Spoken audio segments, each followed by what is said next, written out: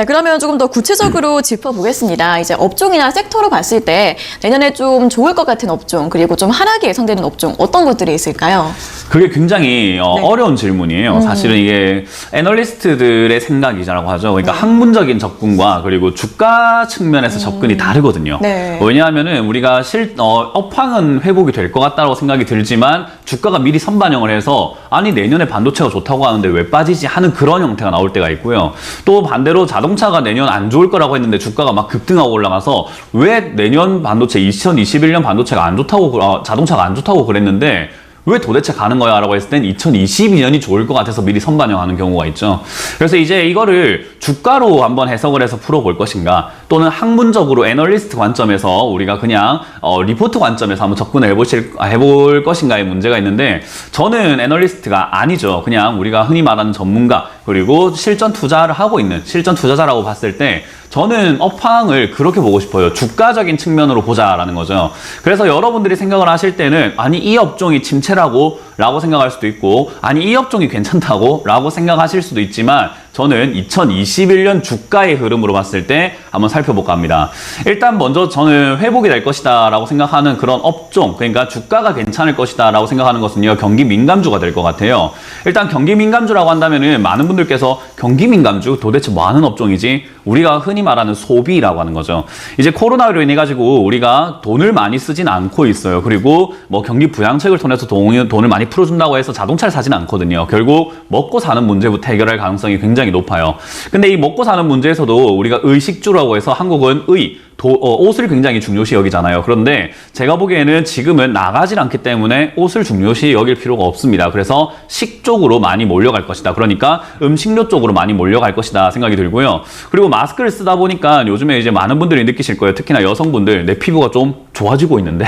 라고 하시는 분들이 조금 있으실 거예요. 왜냐면 화장을 좀 안 하고, 그리고 아니 근데 좋아지는 것 같은데 트러블이 좀 많네? 라고 하면서 마스크 트러블을 좀 많이 이렇게 호소하고 계시거든요. 그래서 저는 화장품이 이제 내년에 좀 성장할 것이다. 주가가 지금 바닥이 있거든요. 그래서 좀 올라갈 것이다 생각이 들고, 특히나 유통 관련 업종들 지금 뭐 많은 분들께서 기억하시면 좋은 게 뭐 CJ 대한통운이라든지 유통 관련 업종들이요. 여러분들이 생각하는 것만큼 이상으로 저는 성장할 것이라고 봅니다. 실적이 아주 매우 급성장을 하고 선방할 것이라고 봐요. 그래서 지금 올해가 좀 부진했어요, 걔들이. 지금 제가 말하는 음식료, 유통, 화장품이 매우 부진한 상황이었는데, 내년에는 아마 좋은 결과, 내년 1월달, 2월달부터 실적 발표가 나는 그 시점부터 해가지고 굉장히 좋은 결과가 나올 것이다 생각이 들고요. 두 번째로는 역시 이제 우리가 포스트 코로나라고 하죠. 코로나 이전과 코로나 이후가 다르다라는 이야기를 하고 있는데, 포스트 코로나, 결국 코로나가 발생된 이후의 산업 구조의 변화거든요. 근데 그 구조의 변화에서 과연 어떤 업종들이 가장 큰 수혜를 받을까라고 한다면 당연히 비대면, 온라인이겠죠. 그 온라인에서도 우리가 흔히 생각을 할 때 온라인 하면 떠오르는 회사들이 있습니다. 뭐 카카오, 그리고 네이버, 이런 쪽은 이미 선반영이 되었다고 봐요. 그래서 업종은 같은 온라인 관련주지만 걔들은 저는 좀 힘들 것이다. 상승이 힘이 빠진다든지 조금 이렇게 부진할 가능성이 높다라고 생각이 들고요. 역시나 게임 관련주 중에서 지금 바닥에 있지만 올라갈 수 있는 그런 기업들 너무나 많습니다. 저도 사실 코로나가 발생되고 난 다음에 원래 워낙 게임을 좋아했지만 코로나 발생 이후에 집에서 게임을 하면서 결제까지 하게 되더라고요. 왜냐하면 소비 욕구는 어쩔 수가 없는 것 같아요. 밖에서 안 쓰니까 집에서 이거라도 좀 더 쓰는 게 어떨까 하는 자기 만족인 거죠. 그래서 게임 관련주가 좋을 것 같고요. 또 결제를 할 때는 결국 우리가 뭐 통장에 입금을 하는 게 아니라 전자결제 시스템을 쓰게 됩니다. 그래서 이런 쪽에 비약적인 성장이 굉장히 강할 것이다. 그래서 전자결제 관련주들이 지금 여러분들이 생각하지 못한, 여러분들이 전자결제 하면 다날밖에 모르거든요. 근데 그 외의 기업들이 상당히 많을 거라 생각이 들고요. 그리고 역시나 보안 관련주, 전자결제뿐만 아니라 지금 이제 공인인증서 폐지가 되면서 민간인증으로 바뀌게 되고, 그리고 빅데이터라든지 여러 가지 이런 내용들에는 보안이 가장 중요합니다. 그래서 개인정보 보안이라든지 우리가 데이터를 보안할 수 있는 그런 내용들 역시 블록체인 관련주가 되겠죠.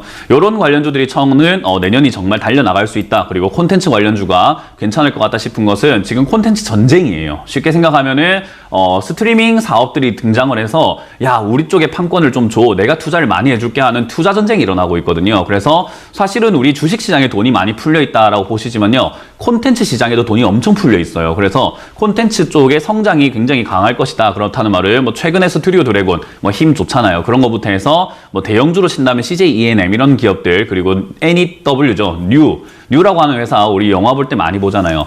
그런 회사들의 성장이 조금 기대가 된다 생각이 듭니다. 그래서 지금은 큰 성장, 큰 상승을 못했지만 내년을 기대하신다면 저는 그런 종목을 미리 잡아야 된다 생각이 들고요. 역시 마지막으로는 성장할 기업 중에 이거 빼놓을 수가 없죠. 4차 산업입니다. 근데 4차 산업에서는 좀 의견이 많이 갈려요. 이 업종이 좋을 것이다, 저 업종이 좋을 것이다 싶은데 저는 이제 인공지능 시대가 도래가 되었다 생각을 합니다. 그래서 인공지능이 이제 거의 4차 산업의 핵심이라고 보고 있고요. 이 인공지능이 발전을 하고 발달하려고 한다면 당연히 빅데이터라는 것이 기반이 돼야 돼요. 왜냐하면 우리도 사람이 정말로 지능적으로 좋다라고 하려면은 와, 쟤는 뇌가 좋다, 뇌가 똑똑하다, 그래서 뇌생남 이런 이야기들도 많잖아요. 근데 뇌라고 하는 것은요, 인간에게 있어가지고는 두뇌지만은 결국 뭐 정보를, 데이터를 막 가공을 하고 기억을 하는 장치라고 한다면은 빅데이터는 인공지능의 뇌입니다. 그래서 빅데이터 관련주 쪽으로 여러분들이 좀 집중을 하시는 게 어떨까? 전 세계에서 지금 인공지능에 주목을 하고 있다 생각이 드는데 많은 분들께서 자율주행 아닌가요? 하시는데 자율주행이 기반이 되는 자율주행이 기반으로 쓰고 있는 기능이 바로 인공지능입니다. 그래서 저는 인공지능 관련주 조금 관심 있게 좀 보시는 게 좋다 싶습니다. 근데 반대로 이제 하향할 사업들이 당연히 있겠죠. 근데 이 하향 사업이라고 하는 것이 여러분들 생각하고는 조금 다를 수 있는데요. 전 첫 번째로는 내년 금융 조심해야 됩니다. 금융주. 이 금융주가 지금 올해 저평가를 받고 있다라는 이야기 정말 많이 나오고 있거든요. 그러니까 돈은 너무 많이 벌고 있는데 왜 주가가 안 가지? 그러니까 주가가 바닥이니까 PBR 대비 0.2, 3 이거밖에 안 되니까 저평가야. 지금 사야 돼 하시는데 안 가는 데는 이유가 있어요. 그 왜 그러냐면은 여러분들 뉴스 많이 보실 거예요. 보시다 보면은 가계부채라는 게 지금 터져나가려고 하죠. 그리고 12월부터 나오기 시작한 뉴스가 있습니다. 바로 대출 규제라는 것을 하기 시작을 했어요. 아니 저금리에다가 돈도 은행이 많은데 왜 대출 규제를 하지? 이게 부실과 연관이 되거든요. 그리고 지금 12월 달 들어서 뭐 여러분들도 느끼고 계시겠지만은 뉴스에도 이런 게 많아요. 대출 채무 불이행자들이 증가하고 있다. 그 말은 은행이 돈을 빌려줘 놓고 못 받는 경우들이 지금 증가하고 있는 거예요. 그 말은 대출 많이 해줘가지고 이익이 증가할 거라고 생각을 했는데 이 대출의 질을 보니까 안 좋은데? 질적으로 조금 위험할 수 있겠는데 그리고 사람들 요즘에 예금에 누가 돈을 넣어 예금에 돈을 안 넣으니까 자기 자본이 줄어들게 됩니다. 그래서 자기 자본은 줄어드는데 대출의 규모가 커지게 되다 보니까 부실 위험에 처해지죠. 그렇다 보니까 양적 완화 정책이 나왔는데도 불구하고 얘들이 대출하지를 못해요. 그래서 규제를 넣고 신용대출 막아버리고 안 된다 하고 담보대출 비율도 줄여버리는 거죠. 근데 그렇게 되면은 우리가 생각을 한번 해봐야 되는 게 구매자들이죠. 그러니까 집을 사려고 하는 사람들 현금 사는 사람 없죠. 그리고 뭐 주식을 사는 사람들도 현금으로 사는 사람들이 많지만 그래도 신용을 쓰시는 분들이 많아요. 그리고 금융이 조금 안 좋아진다고 하면 당연히 이어지는 것이 바로 두 번째 자동차입니다.